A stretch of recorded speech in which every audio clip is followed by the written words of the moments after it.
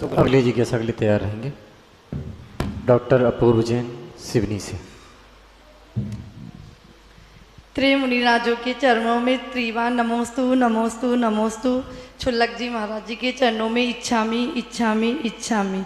महाराज जी भी 3 तारीख को 10 लक्षण विधान हुआ था, उसके मंगलाचरण में आया था कि 10 लक्षण करने से स्त्री पर्याय का छेदन होता है, तो इसके बारे में थोड़ा स्पष्ट कीजिए। और दूसरा ये कि दान देने से पाप कटते हैं क्या? देखो माँ, स्त्री पर्याय के छेदन के लिए आगम में बहुत सारे व्याख्या दी हुई है। स्त्री पर्याय के छेदन के लिए आगम में गंभीरता समझना बात को। अपन ने ये स्वाध्याय में पढ़ा है कि जो आर्य का दीक्षा लेकर के उत्कृष्ट समाधि करेगा उसकी स्त्री वेद का स्त्री पर्याय का छेदन हो जाएगा। ये एक कारण है, ऐसे और भी कारण है। ये एक कारण है, ऐसे और भी कारण है। कैसे?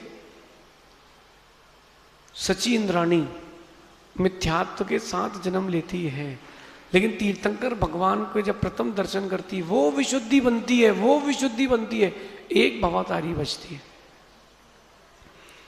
मुनिराज को आहार दिए और आहार देने के पश्चात, आहार की अनुमोदना करने के पश्चात, दिए नहीं, आहार की अनुमोदना के पश्चात इतनी विशुद्धि बनी, वहीं स्त्री वेद का क्षय कर लिया और वही जीव जाकर के आगे भगवान शांतिनाथ के गणधर चक्रायुध हुए। तो आप समझना, पूजन आदि के समय भी जो विशुद्धि बनती है वो भी आपकी स्त्री वेद के क्षय का कारण बन सकती है। कारण आपकी अंतरंग की विशुद्धि है, बाकी व्रताचरण भी उसमें कारण है। और रही बात पाप काटने की, दान देने से भी पाप कटते हैं, इसमें कोई बाधा नहीं। लेकिन दान देने से भी पाप कटते हैं, लेकिन वो दान विशुद्धि के लिए दिया जाए, वो दान उसी भावना से दिया जाए। नहीं तो आजकल तो ये हो गया है कि बोल दो और खा जाओ, बोल दो और बैठ जाओ, दूसरे ने दिए कि नहीं उसी का चिंतन करते। तुमने तो देखा ही नहीं कि है कि भी नहीं।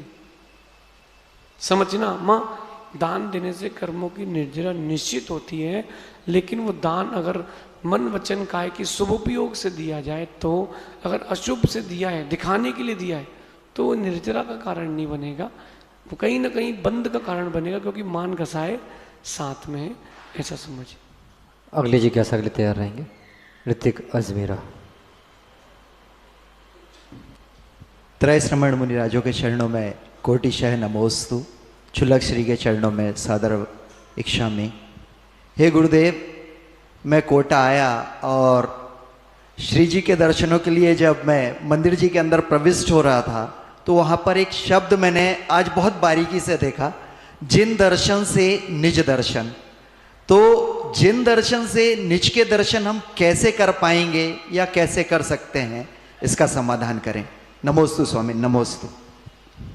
देखिए डॉक्टर साहब, आज के समय में क्या हो गया है कि जो धार्मिक क्रियाएं हैं उनको अपन ने बोझ मान लिया है, अथवा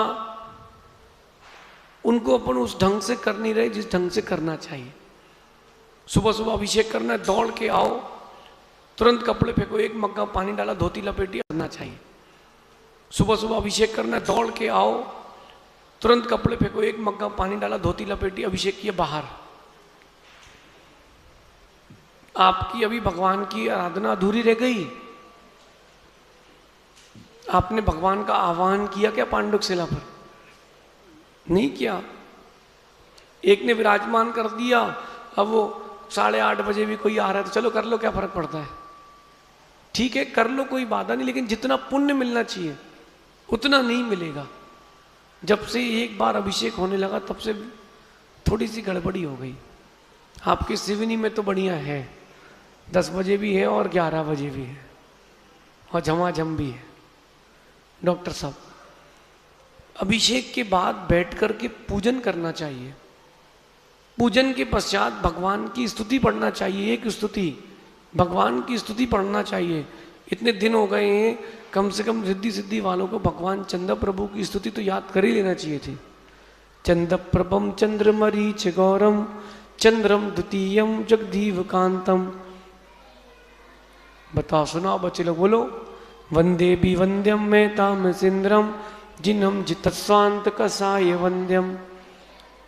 याद है ना, ये भगवान की अभिषेक पूजन के पश्चात भगवान की स्तुति करो, फिर बैठ करके 2 मिनट का 5 मिनट का स्वाध्याय, और फिर बैठ करके स्वाध्याय के बाद ध्यान कि हे भगवान, मैंने आपके दर्शन कर लिए, मैंने आपका अभिषेक कर लिया, पूजन कर ली, स्तुति कर ली, अब वो दिन जल्दी आए कि मेरा भी सुमेरु में अभिषेक हो जाए।